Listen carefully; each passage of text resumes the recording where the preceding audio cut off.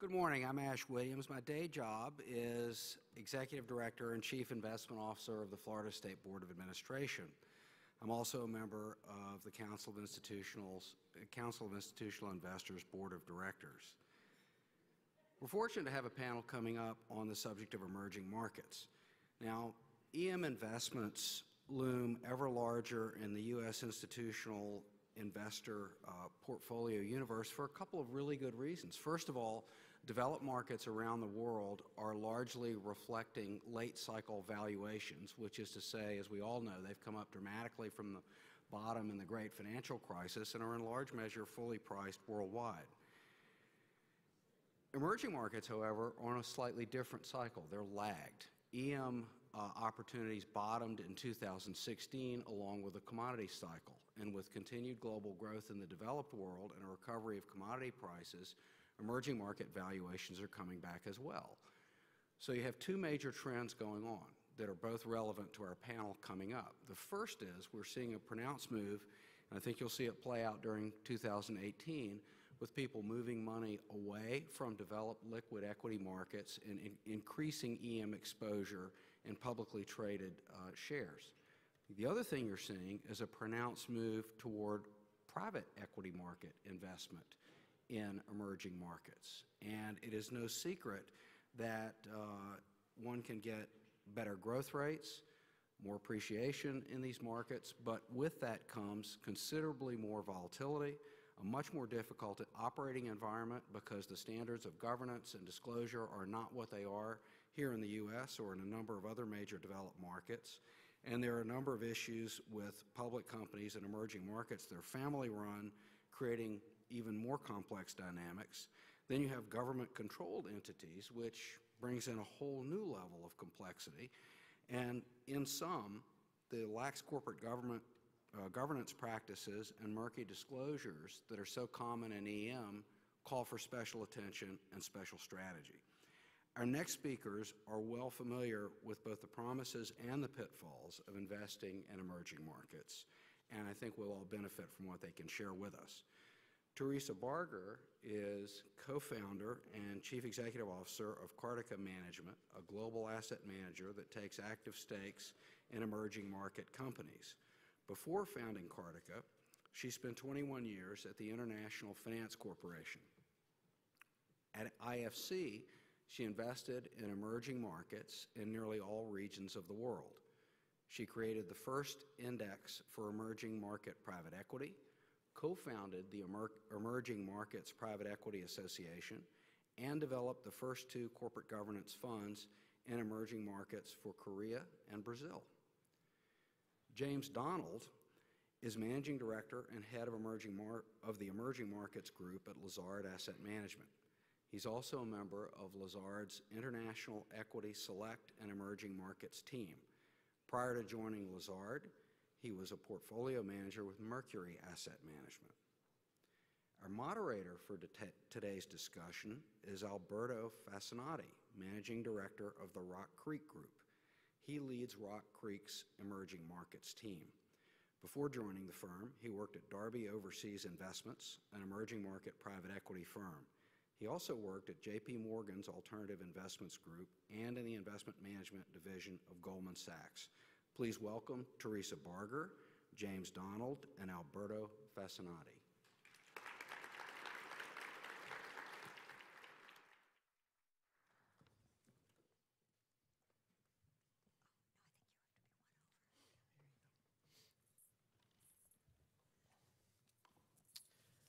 Thank you, Ash, for that very kind introduction. So, with those introductions completed, let's get right to it. Corporate governance at emerging markets has been through quite a history. I would argue that maybe in recent years there's been quite a bit of change taking place in both what is defined, what corporate governance means in emerging and frontier markets, and also quite a bit of progress in certain markets. You may have seen in the press in certain countries like Brazil, Korea, South Africa more recently, the seeds have been planted perhaps for a more permanent shift in better corporate governance practice. But why don't we start with you, Teresa, maybe talk a little bit about your approach to corporate governance in EM and Frontier, what you look for, and what some of the more recent pros and cons that you've seen in the space. Thank you very much, and thank you to CII for having us. First of all, I think it's really important to say that we at Cartica are in the listed space, right, not private equity, and 85% of all listed companies in emerging markets are controlled companies. So they're controlled usually 51% or more by a family, a founder, or the state. And that really colors a lot of what we do. So we're going to work with family businesses the majority of the time, or founder businesses, which may or may not go on to be family businesses, or it could be professionalized. Generally on corporate governance, we start with the 5 areas of corporate governance. My co-founder and partner, Mike Lebrano, really created the first methodologies for looking at corporate governance in emerging markets.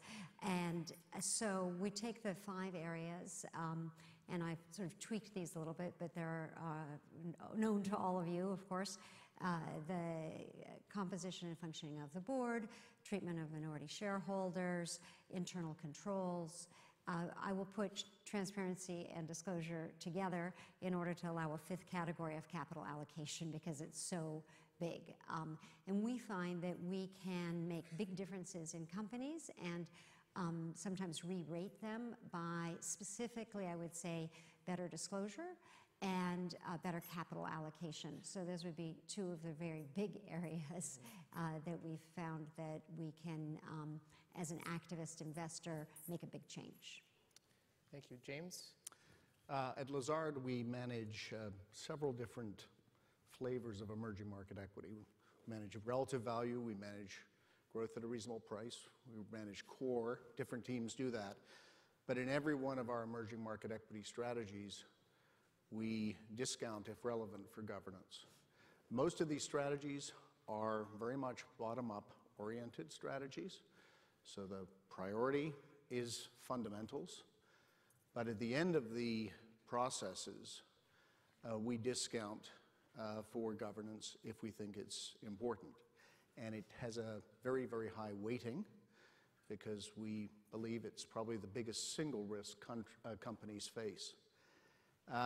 The way we discount for it is based very heavily on past behavior, and that includes the way the companies have acted in the past. It includes the formations of boards and things like that. It's also alignment of interests, and we're very focused on compensation structures. It also includes disclosure, communications, and one share, one vote. Thanks, James.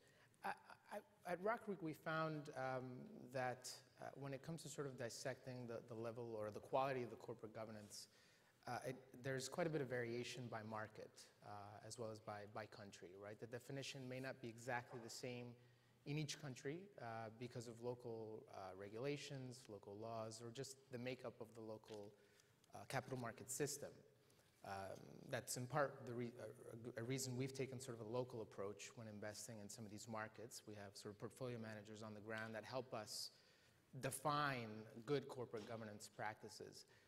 I wonder how you take into account that sort of diversity, right? You've sort of listed some of the metrics that you look at in broad terms, that you look at when defining good corporate governance. But maybe give us a more specific example. Let's take Brazil as an example of what good corporate governance means in Brazil. And some of you may know that Brazil tried a long time ago to sort of lead the space with the formation of the so-called Novo Mercado indexing and capital market index. But that didn't really have as much success as a lot of people thought. What are your thoughts, given the last 2 years in Brazil and sort of the sea change that we've seen both at the political level and arguably also at the market level? James, please. Well, there are different levels of regulation and levels of governance that are sponsored by the actual players themselves in all these markets. What you find is that if a company wants to pursue relatively poor governance, they can do it. And so as a result of that, we look at every situation on a case-by-case basis.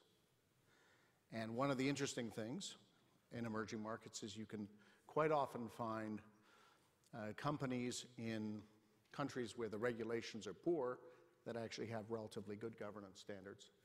And you can also find companies in markets where the regulations are pretty strict that have relatively poor standards. So you can find these opportunities that perhaps are not being considered by the markets. I think it's very, very much based on the leadership in the company and less a degree on what's happening in the country. So I just got back from Brazil on Friday, and I was struck by the conversation here yesterday. There are definitely Brazilian companies that are doing things in corporate governance that aren't even being done in the United States that are very positive. As I mentioned, you know, there are companies that actually publish after every board meeting a little summary, very small summary of what went on at the board meeting, where you can get the general gist of what the agenda items were. And so as an investor, you have a little bit more insight into what's going on there. The other thing is Brazil suffered a terrible, terrible recession for 2 years, and they did not let that go to waste. So you've got amazing management teams there that took that opportunity to tweak their business models and redo what they're doing.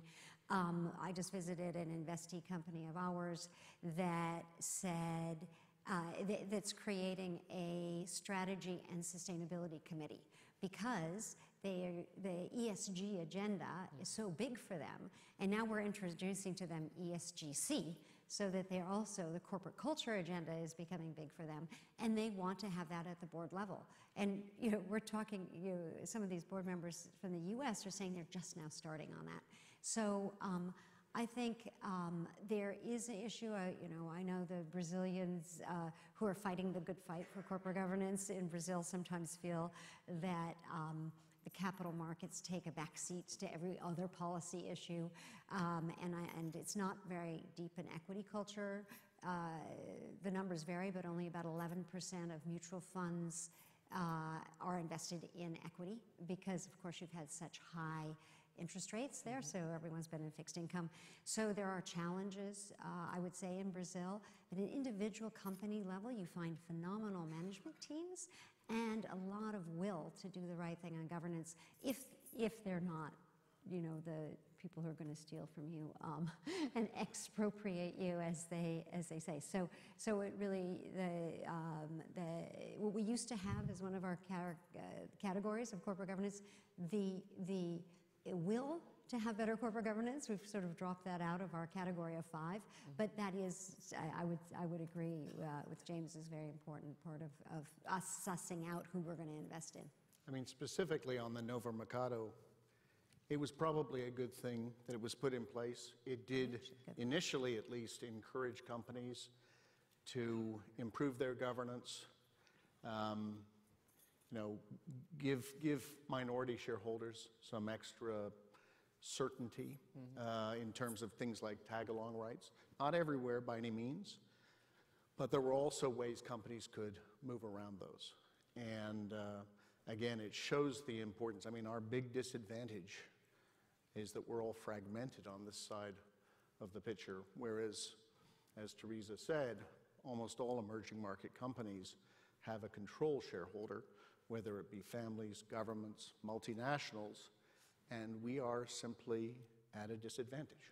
So we have to be vigilant, and I know it's hard to work in concert, but where possible, it's a very important thing we should think about doing. Historically, some of the more maligned companies when it comes to corporate governance have been state-owned enterprises or companies where the government sort of has other priorities other than, you know, or put shareholder rights sort of second or third or not even on the list of priorities. Are you seeing that changing? And if so, are there certain markets that are taking the lead? And then a second sort of corollary to that is, for a long time, what that meant is that you would typically maybe want to stay away from oil companies or big banks or big telecom and utility companies that had some kind of government intervention. As you may have seen, IT and tech names, particularly in Asia, have had a fantastic run over the last few years. And they themselves have become a colossal part of respective economies. I wonder if you have started to see governments sort of pay attention to that. And is there a risk that companies, let's say in the tech space or the consumer space, that in prior years were not on the radar of some of these governments now are? And what is a state-owned entity going forward to you guys? James? Well, I think in general, state-owned enterprises are clearly more at risk because the governments control them and governments have agendas. And you can see this very clearly in India right now with the public sector banks, which have been, I think, forced over time to involve themselves in directed lending by politicians. And that's had a significant effect on the quality of their loan portfolios. But you can see it elsewhere as well. You can see it in many, many industries. China is one of the constant examples. I would again say that there are major exceptions. There are state-owned enterprises that are run professionally with pretty good standards.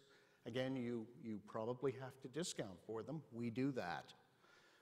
But they are run primarily for profit, but also have good governance policies. Now, you bring up a very interesting point at the end, which is, well, I'm a value manager, and value managers are fewer and fewer nowadays because value has been such a difficult place to be because technology has done so well both in global and emerging markets. What's happened recently in China with Xi Jinping's ascension to an extraordinarily powerful position is that the Communist Party is becoming more and more involved in corporates. And that includes entrepreneurial private sector companies. And so we're going to have to see where this ends up.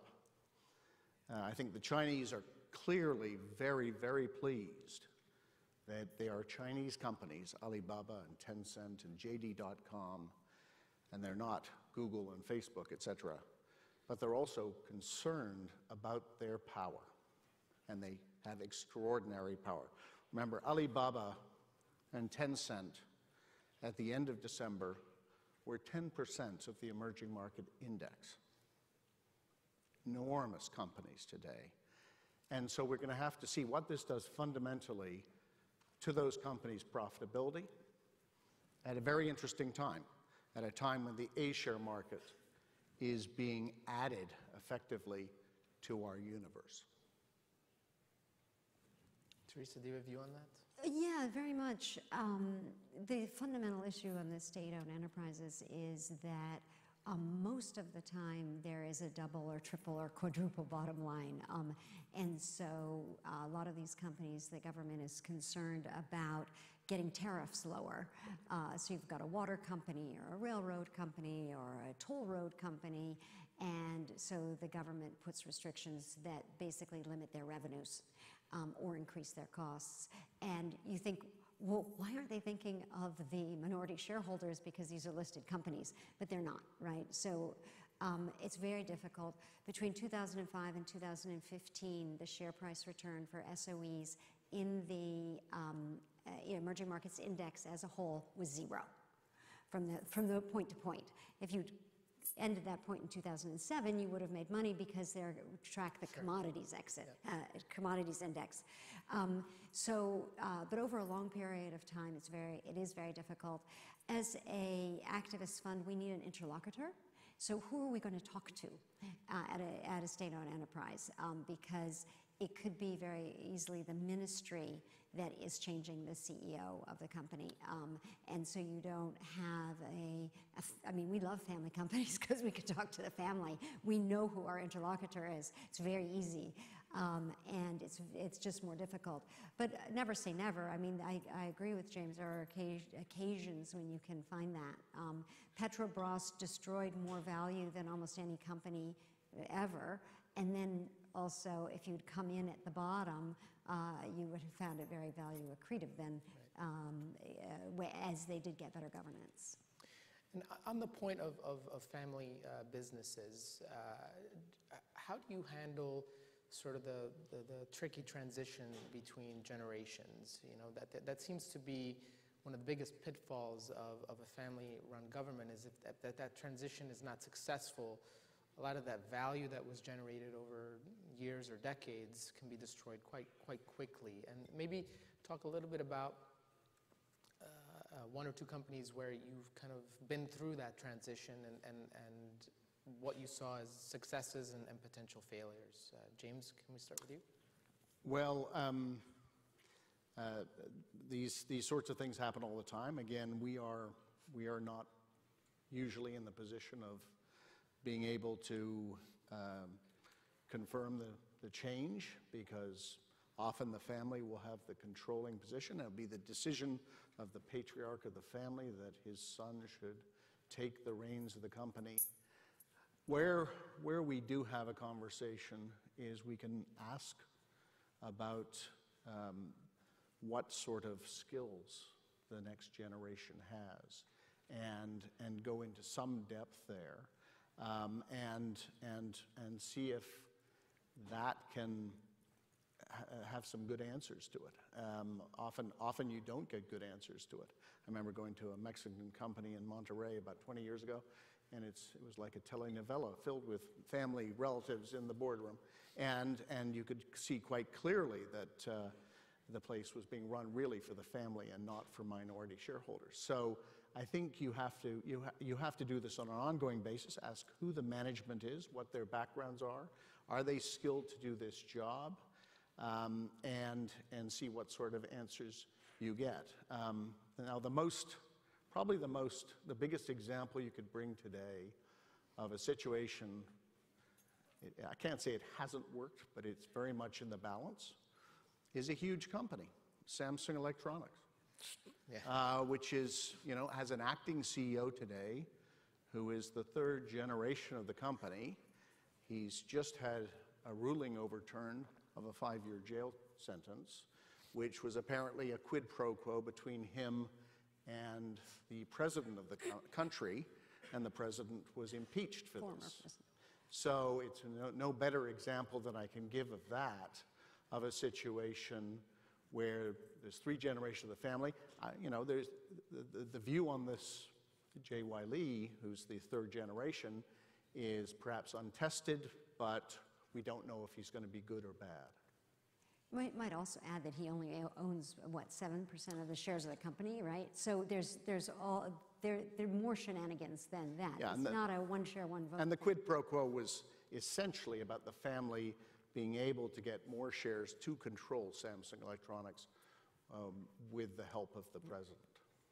But I would say succession in family-owned companies makes a huge difference. And we say this to U.S. investors we're talking to, and they look blankly like, who cares about succession? No, it was life and death, and it makes a big difference to share price.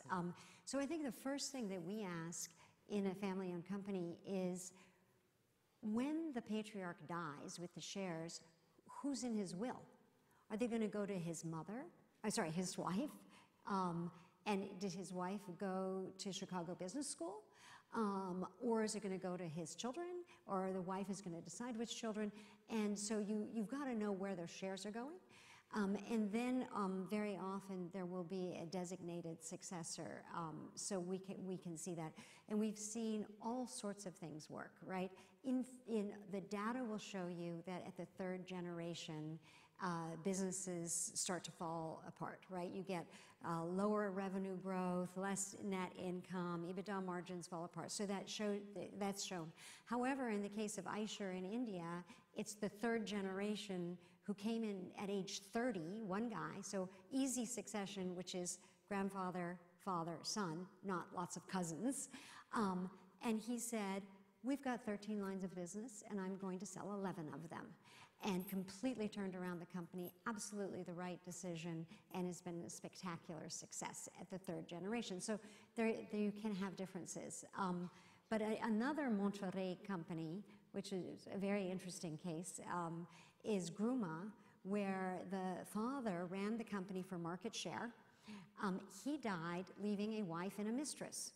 So he left 2 legitimate sons and 1 illegitimate son. Oh my gosh, who's going to take over? Well, there's huge battle between the 2 sides, and a white knight came in on the side of the illegitimate son, and so and we're eyeing the company thinking, when are we going to get in? And as soon as those 2 legitimate sons came in, we came into the business, and lo and behold, they did go to business school. And they changed the focus of the company from market share, which of course is, how do you say crap in a nice way, to a return on equity. And so all of a sudden, their margins went from 8% to 10 to 12 to 16% under really great management, under the sons who did a fantastic job of running the company. So these are the kinds of things you want to investigate before you get into the company. And obviously, father to son is much easier than cousins to more cousins. But in our experience, that's not as common in listed companies, because at that point, they've hired a family business consultant who's come in and created a family constitution, a family assembly, and gotten the extraneous cousins out and given them, traded their shares for an annuity. So there are many of the things that one does in family business. We find that does get done. And if it doesn't, we often will then bring in that consultant to do that. In the case where you do have a successful transition, there's still a significant key man risk, right? You have, Yeah. You still Especially have, if the guy's good. especially if the guy or gal is good.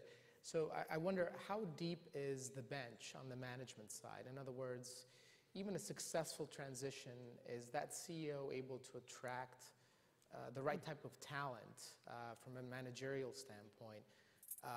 So that there's less of a key man risk going forward. And has that been a challenge?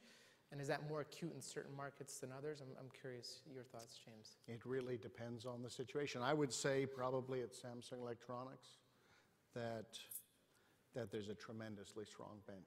I mean, you think about that company, it has been producing excellent products for a long time.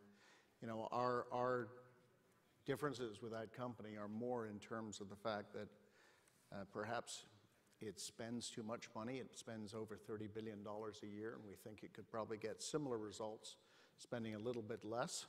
And it feels the need to have $70 billion of net cash on its balance sheet, and some of the historical governance issues with the company.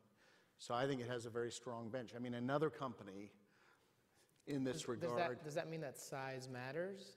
How big? No, I think it's philosophy. I think it's philosophy. I think they take their business extremely seriously. I would say that Carlos Slim in America Mobile takes his business extremely seriously, but he's got quite a few of his children involved in his various businesses.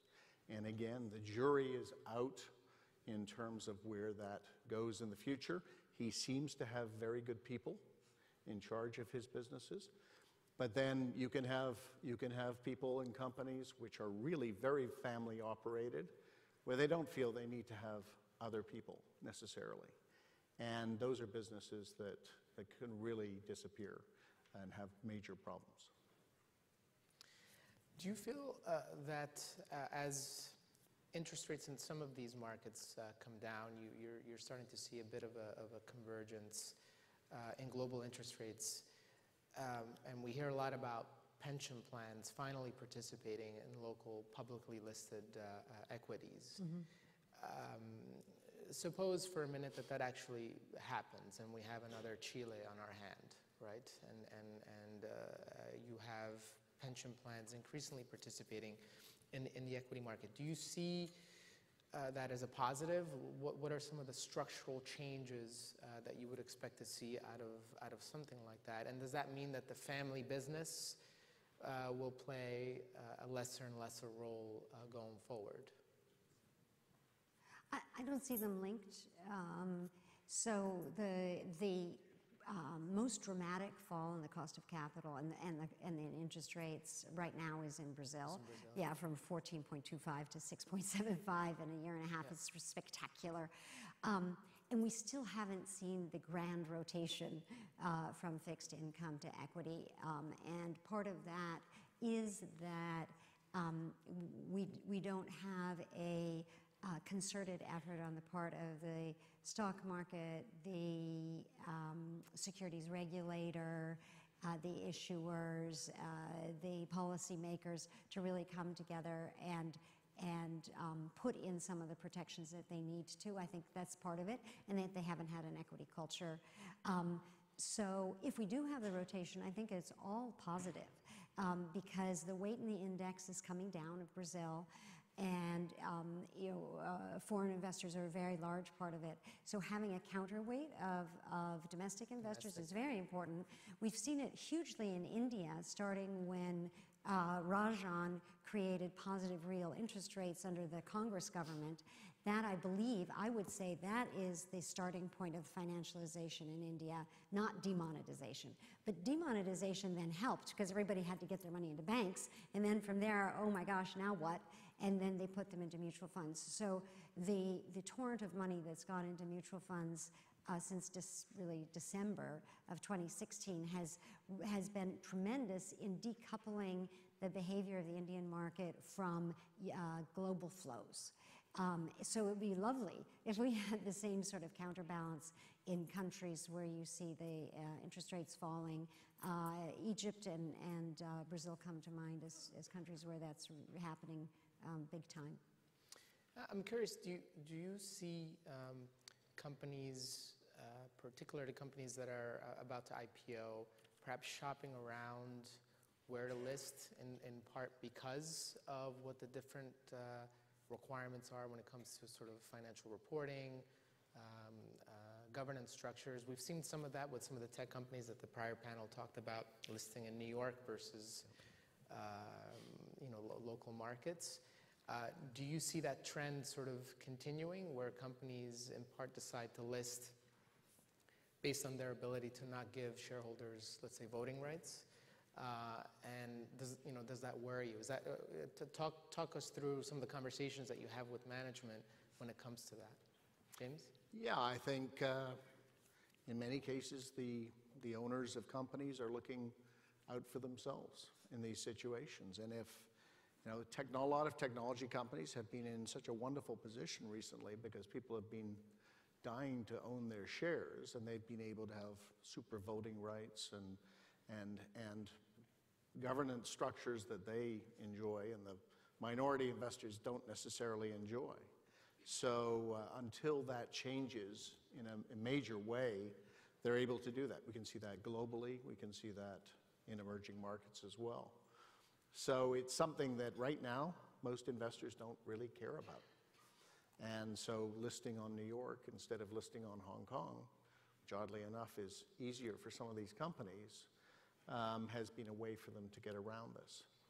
And so this is a never-ending struggle to try and improve the governance of companies. That's why we still think it's very important to meet face-to-face with companies. In virtually all of our meetings, we'll spend at least 15 minutes talking about governance with them and going over the things that we don't think are as good as they should be. So what you're saying is they're choosing markets that do not stand up for good governance, like the United States. So basically, that's what you're saying. Yeah. Let's all be reading snap. Between the lines. Let's all be snap. Yes. So in the very large cap companies, absolutely, they are shopping for a better court and a better judge, and so or a more lenient one. So they go to the U.S. where they can misbehave with minority shareholders by taking all the votes for themselves.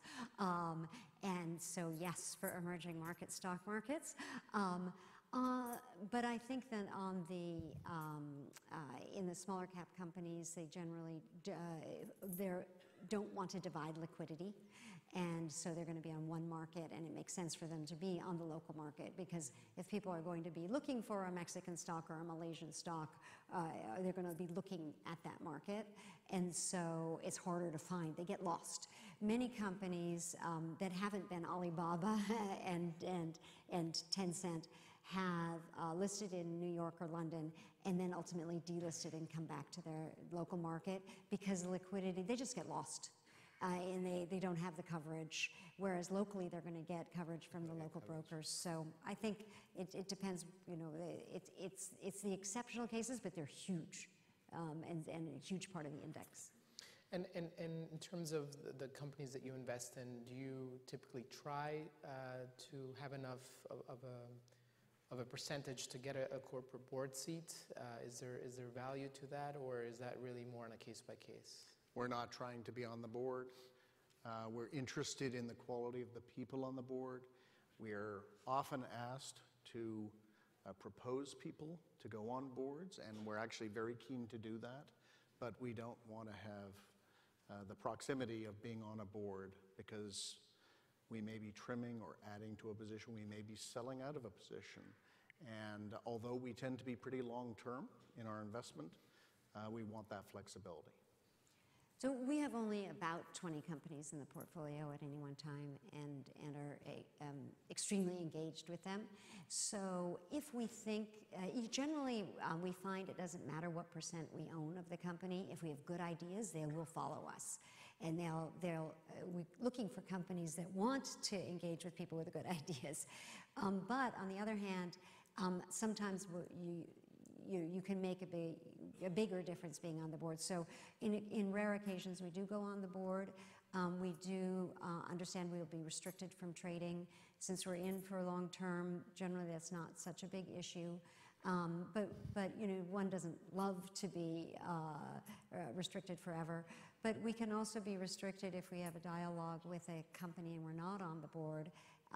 And they sometimes they'll send us a PowerPoint and say, do you want to go restricted and see this or not? I mean, so they won't send it to us. They'll ask us, and then we'll make a decision whether to go restricted. But we take non-public information extremely seriously, and so we make a big decision for us whether to go restricted. But sometimes if you're really in there involved helping the company, you have to make the decision to go restricted. So on a panel on corporate governance and emerging markets, I'd be remiss not to ask you about Russia and what you see as corporate governance standards there, if there are any, and how you sort of navigate a market like that. You know, it seems to be a fairly consensus overweight or bullish play across many of our peers. I wonder, is that a pure valuation play and you sort of cross your fingers and hope it works? Or is there a way to sort of navigate those intricate company structures? Well, I mean, we look at all companies in emerging markets the same way, at least the ones that we have in our universe. Russia's still in our universe. It is, I think, without question, if you look at discrete markets, the cheapest market in the world. When I say that, almost everyone says, well, it's obvious why. And I understand that fully. When you actually look at the companies there that have decent enough fundamentals to have at least upside on a fundamental basis, and then you look at governance, I think it's fair to say that there aren't many countries around the world that have poorer general levels of governance than Russia. But again, it depends company by company. And you have to look at those things. And you have to talk to the companies themselves. And I would also bring into point, political risk is a very big risk there. Not just sanctions, but you've got parastatal companies that are being penalized essentially by the government profitability-wise, for the sake of some sort of government policy out there. And so you have to understand those two things. They're different, obviously. But governance is very, very important. As part of our process, we don't just look through the various services that we have, like TrueCost and MSCI documentation, things like that, company documentation, but we actually send a questionnaire to the companies, which they don't all love completing, but most of them complete it. And for instance, Gazprom, about 6 years ago, asked us to come in and address their board about governance, how we graded them, and they've come back to us twice since then with their view on governance. And I wouldn't say today that it's necessarily perfect, but they are thinking about it. But how do you assess that political risk? In other words, you know, you're told perhaps a party line by the management team, right? As you said, some of these are parastatal companies. So how do you sort of read between the lines, and do you use other advisors, other local consultants to kind of help you interpret that? Or, you know, maybe talk a little bit about that. Well, first of all, you look at their operations and you try and understand why they've got involved in a certain place that might not be likely to be profitable in the future, or might not seem to be a very good idea. And you can sometimes get a sense that they were pushed to do something there. And over and above that, yes, you go in locally, you have meetings with people in the local market, you talk perhaps sometimes to journalists. They can sometimes give you at least some information that could point you towards why something has been done. You know, we see Russia as the two-speed Russia. There's the bad old parastatal, Putin-controlled companies, generally in commodity sectors, where the governance is beyond atrocious, right? They're stealing from you right and left. But then there is the consumer plays in Russia that are generally not privatizations. They're started from scratch by entrepreneurs. Many of them have foreign CFOs, sometimes foreign CEOs. They have foreigners on their board. The boards function as well as any other companies anywhere else in emerging markets. Our experience is they don't steal from you. Also, they haven't really been under the long arm of Putin and the government. So they suffer, obviously, because of sanctions, and we're concerned about going into Russia because of the overall political environment. But at just that micro level, if you're in the tier 2 companies, I don't really think corporate governance is that big an issue. I would go to the political issues. Yes, we've got to be very concerned about that. Thank you, Teresa. It looks like it's time for some Q&A, so I'll open it up to the audience for any questions.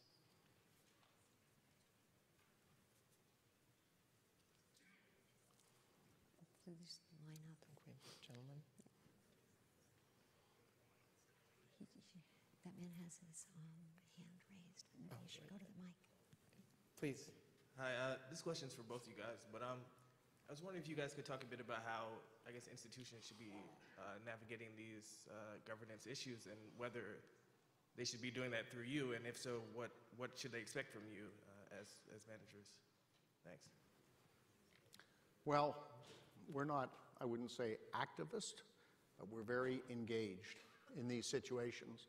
So we do have battles that we fight with companies, particularly when we think they're being unethical. And what we tend to do is talk to our clients in those periods. And we would love to see more joint efforts, I think, in the emerging markets with situations like this. It's very, very difficult, but we would love to see that sort of thing. So either for us to lead it, but in many ways, the greatest credibility is with the investors, the end investors. I mean, if a state investment board or a sovereign wealth fund or whatever comes at the company and says, we think you're acting unethically, that carries more weight than if we at Lazard say that. From us, we are activists, and ESGC is very embedded into everything we do. So we have long conversations on ESGC with the companies, and so we're first of all going to try to select companies that are open to listening and to improving, and so that will be the first thing that we do. And then sometimes you get into situations where they don't listen, and we would love to be able to call our colleagues like James and say, can we both work on this together?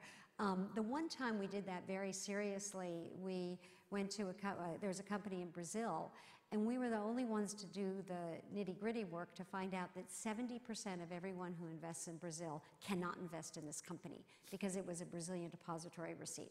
And we'd been bugging the controlling shareholder to make it an onshore listing. So we called a really good friend of ours who ran institutional funds, who has 60 companies in Latin America or 60 companies in Brazil, and said, would you be willing to go to the controlling shareholder and say, look, 70% of everybody cannot invest in you, can you change this? He said, really? How did you know that? I said, well, listen, here's our data, here's what we did, please write to the guy. The next day he sold all his shares. You're like, oh my God. So next time I'm calling him. And let's work together. And this makes huge value creation. So let's work together and have huge value creation, because sometimes we have this low-hanging fruit in the emerging markets. You can do something pretty undramatic, like making a Brazilian depository receipt being a Brazilian listing, and have enormous re-rating of the company. So happy to work with everybody in this room. Please.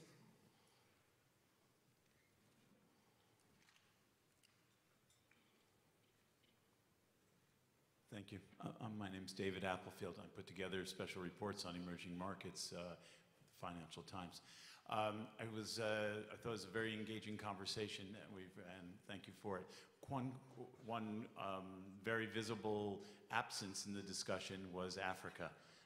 No mention at all of Africa, and Africa's the fastest growing, continent, and markets are changing, and I was wondering if you could comment a little bit about Africa. And the second question was, could you cite any positive examples that you find coming from emerging markets that developed markets can learn from? Because there's another ethic, there's another generation of business leaders coming out of places that don't get onto the media and investors' radar in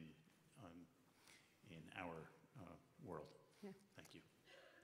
If you don't mind, I'll just I'll answer one of the questions on Africa, simply because we have a dedicated Frontier Africa team at Rock Creek that's been doing this for many years. And so we agree with you, it's one of the fastest growing markets out there. But it's a disparate continent. You're talking about over 50 countries.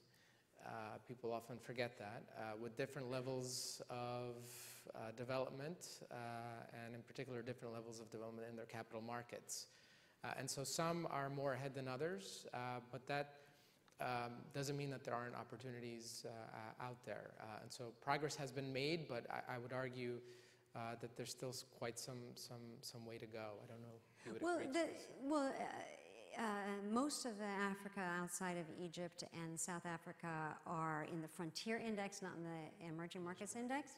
And the availability of scrip to buy is very low. So the market cap is very low and the free float is very low. And even in the Frontier Index, only 4 countries are listed in the out of the sub-Saharan. Well, actually, the whole continent, including North Africa, only 4 countries are actually in the Frontier Index out of the 50 countries. So it's just very hard to buy scrip there. I would also just add, I was in Africa. I was in South Africa last week. And I think it's important to say that if you looked at it country by country, very possibly South Africa has the best overall level of governance in the emerging markets. And that's because it has followed UK code and Cadbury Report and things like that. Now, they're very, very conscious of governance right now because they've just had the Steinhoff situation in South Africa. Steinhoff has a secondary listing in South Africa, but there are a lot of investors in South Africa who are invested in Steinhoff, and this looks like it's a situation with revenue recognition. They're very embarrassed about this. They're also embarrassed about the real estate sector that has been a go-go sector for the last 5 or 6 years, and where it appears that all sorts of strange policies were being worked on. For instance, a lot of the senior executives were essentially pressured to have big loans from the companies where they would buy shares. And so their readiness to make the presentations exciting was that much higher. So they're very, very conscious of this, but I would say overall the governance standards are very high in South Africa.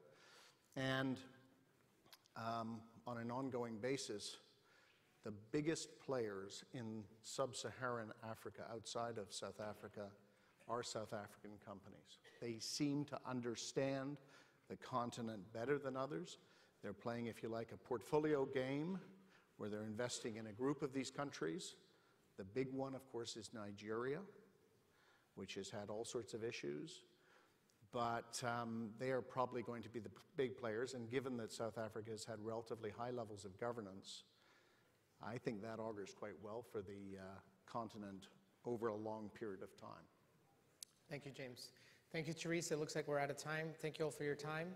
It's been a pleasure talking to you. Thank you. Thank you.